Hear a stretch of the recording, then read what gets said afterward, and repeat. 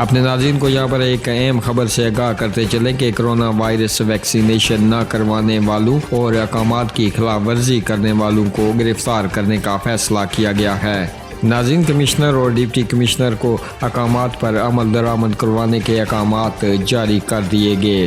नाज़रीन, निजी टीवी के मुताबिक महकमा दाखिला सिंध ने national command and operation centre NCOC की हिदायत पर सूबे भर के कमिश्नर को अहकामात जारी किए। मोटरवे पर सफ़र करने वालों के लिए कोरोना वैक्सीनेशन 20 सितंबर तक लाजमी करार दिया। रेलगाड़ियों और होम डिलीवरी सर्विस के स्टाफ के लिए कोरोना वैक्सीनेशन के बगैर सर्विस की इजाज़त नहीं होगी। नाज़रीन, सिंध में कोरोना वायरस वैक्सीनेशन न करवाने वालों और खिलाफ वर्जी करने वालों को गिरफ्तार भी किया जाएगा। बस सर्विस के स्टाफ की वैक्सीनेशन न होने पर मुतल्लिका कंपनी की बसों और स्टैंड्स को सील कर दिया जाएगा।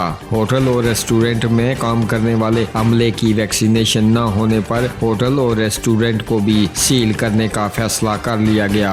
मजीद खबरों और अपडेट्स के लिए हमारे चैनल को सब्सक्राइब कीजिएगा और हमें दीजिएगा इजाज़त। अगली वीडियो तक के लिए अल्लाह हाफिज़।